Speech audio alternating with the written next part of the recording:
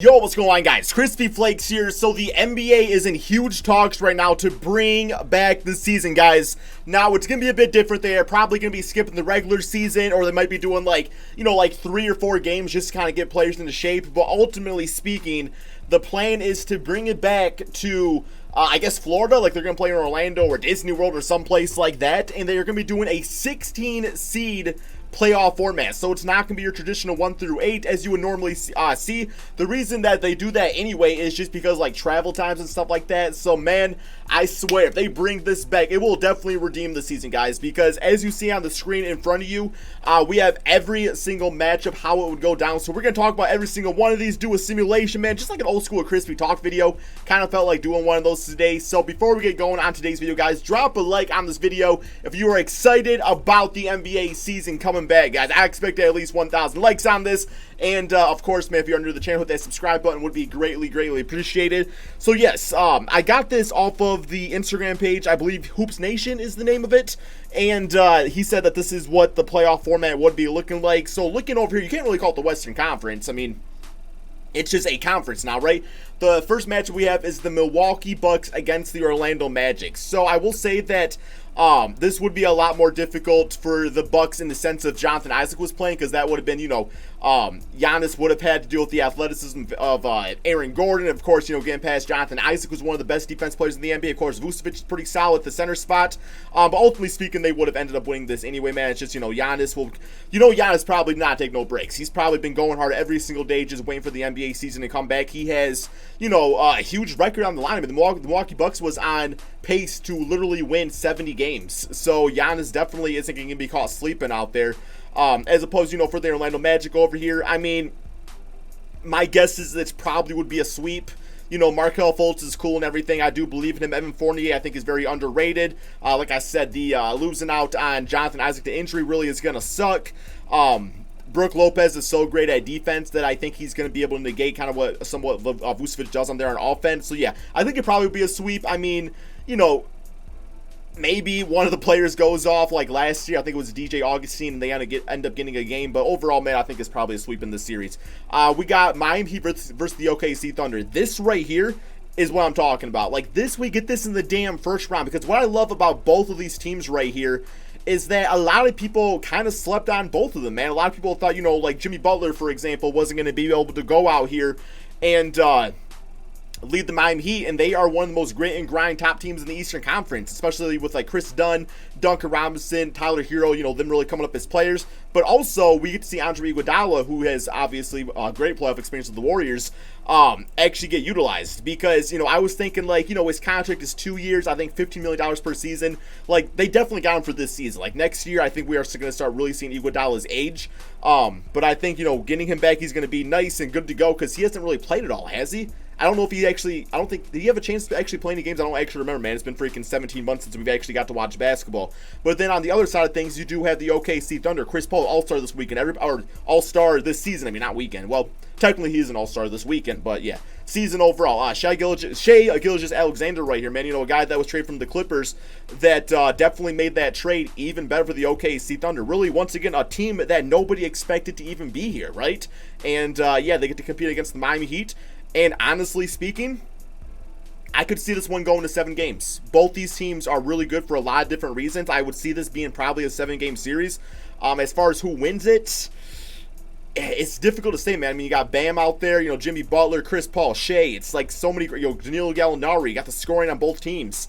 I can't really say. I guess I might lean towards Miami, but not very confidently. I feel like either one of these teams could actually win the series. And that's round 1 there, guys. That's literally round 1. Denver Nuggets against the Indiana Pacers. The Pacers definitely will be a very interesting situation, because, being this technically 6th seed out here, a lot of that was playing the entire season without Victor Oladipo. So obviously, it's good that he actually got some games under his belt before the whole shutdown happened, because then, he would have been really rusty out there. But now he's kind of in the same boat as everybody else. He got to kind of like go out there and get back to his former self to some extent. I mean, not exactly, but I think he'll be ready to go. Everybody's going to be rusty to start the season, so I think that will actually help Victor Oladipo out quite a bit. Sabonis All-Star this season. Miles Turner Love their bench and everything, too, man. Malcolm Brogdon, one of my favorite point guards in the NBA. And then you got the Denver Nuggets, who, are always a good regular season success. I think going against the Pacers is going to be a very, very difficult series for them. Ultimately, I do think they probably end up winning it just because, you got to make choices, right? I think the Nuggets are probably a better team, right? But yeah, Jokic against Miles Turner, that will be very interesting to watch. Paul Millsap against, Sabonis, what can his defense do against him? We'll kind of see there, man. But I would probably see this one going to 6 games. I think the Pacers will be good for 2 games. I'm going to say Denver in 4. I know there's going to be Pacers fans saying, there's no way, man. But literally, no matter what I say for any team, somebody's going to get pissed off about it. So you kind of just have to go out there and, say what you think is right, guys. Then we got the Clippers against the Dallas Mavericks, guys. Once again, in round 1, this will be extremely, extremely exciting to watch. There's no load management going on now. Like, no load management. Like, you guys managed your load for this entire shutdown right here. You guys are good to go. Paul George, Kawhi Leonard, Marcus Morris out there, Montrezl Harrell, Lou Williams. This is the deepest team in the NBA, guys. Reggie Jackson, who is, of course, has starting point guard experience on the Pistons. Didn't really lead to a lot of success, but he's still, a solid player, man. I think the Clippers definitely, especially in this case, too, because, they don't even have to, get past the Lakers. It's like, well, see, we can see the Clippers and the Bucks in the conference finals, which is why I love this, man, because we are going to be getting matchups in the probably not the first round, second round, the third round, the finals. We're going to get all these different matchups that you would only be able to see if both those teams made it in their respective finals. You know what I'm saying? So, of course, also on the Dallas Mavericks, didn't really talk about them. Luka Doncic having an MVP season. Going into the second season, though, only. Porzingis should be healthy, good to go. It's like, are they going to have enough? Of course, Dwight Howell's out for the season. Powell, not Howell, I'm sorry. Talk too fast sometimes, guys, but a lot to get through, man. Will the inexperience of the Mavericks be able to outshine the Clippers based solely off talent? I don't think so. I think, Luka... Once again, I think he's got to be good for at least 2 victories out there. I don't think the Clippers sweep the Dallas Mavericks by any stretch. I could see it going to a 6-game series. I think it's going to be 6 games. Now, Game 7, it could go to a Game 7 maybe, but I would probably say Clippers in 4, and that's really just out of respect to Luka this season. The Dallas Mavericks team as a whole, it should be good to go. All right, over on this other conference, Conference B. You can't even say that, though, because they're like, why are we Conference B? Why can't we be Conference A? We got the Brooklyn Nets versus the Lakers, guys. Literally, first round of the NBA playoffs, we get the LeBron James against Kyrie Irving. Like, what more could you ask for? Well, let me tell you what more I could ask for. I know it's not going to happen, but could you imagine if Kevin Durant actually came back for the playoffs and outed LeBron James on the Lakers in the first round? You can't write that stuff, guys. You can't make that stuff up right there. So, yeah, definitely be all for that. But once again, the Brooklyn Nets should be good to go. It's going to once again come down to, can Kyrie be a leader of this team? Can he incorporate the rest of these great players on this team? Or is it going to be trying to be the Kyrie Irving show? And, we all know how that kind of ends typically. For the Lakers side of things, once again, man, this is huge for LeBron James. Obviously, LeBron is extremely in shape. I'm sure he's good to go. But he's still old, man. He still has a lot of miles out there. The amount of minutes this guy has played over the course of his NBA career, you can say what you want, but this rest, LeBron is going to be good to go, man. He's going to be playing like he's damn 22 again. So, you got quite a few older players on the team. Dwight Howard, Anthony Davis isn't really old. JaVale McGee is 30. But no, man, once again, as far as this series goes, if Kevin Durant comes back, well, we'll talk. If not, I think Kyrie probably has one of those crazy-ass 50-point games. And I say the Lakers win in 5. I'm going to say 4-1. Utah Jazz versus Houston Rockets. So, of course, Rudy Gobert, I don't really want to say started this whole thing, but, he was obviously the first flag that got the season shut down. So, it will be interesting to see how the chemistry of Donovan Mitchell, Rudy Gobert is. They say they're fine. I hope they are. I want good playoffs. I don't want an outside factor to really be a big influencer. But also, guys, what we get to watch here is not only, how those two guys will work together early on, but also how a guy like Rudy Gobert is going to fare against a small ball lineup. We all know the Houston Rockets run a super small lineup now. And when it comes down to it, it's like, is Rudy going to get to be in the game for a lot of the time, or is having PJ Tucker at center going to throw that off? Is he going to get frustrated by that? Is he going to kind of take it personally if he's not playing the entire game? I really don't know here, man. Or maybe Rudy Gobert just goes out here, clogs the lane, and Russell and James Harden can't get to the basket, and they lose. This is going to be a close series, guys. This is definitely a 7-game series, and I will say you can probably coin toss who wins it. I'm not going to make a prediction on this one. I have no idea. I guess if I want any sort of factor, okay, let's say chemistry. Let's say Donovan Mitchell and Rudy Gobert, they're thrown off. That's and that's nitpicking, guys. I don't think that will be an influencer out there, but still. Also, first round, guys, Philadelphia 76ers against the Boston Celtics. Once again, man, cannot ask for much more than that. That will definitely be extremely exciting to watch. So, of course, the Boston Celtics ready to go. Jason Tatum, damn superstar player at the age of 21. Yeah, definitely be a great time. And then the 76ers, I think Ben Simmons is one of the most underrated players in the NBA. I feel like this guy gets a lot of hate. But also, you have this dysfunctional type of lineup that the 76ers run. Is it going to be able to work, in a 7-game series?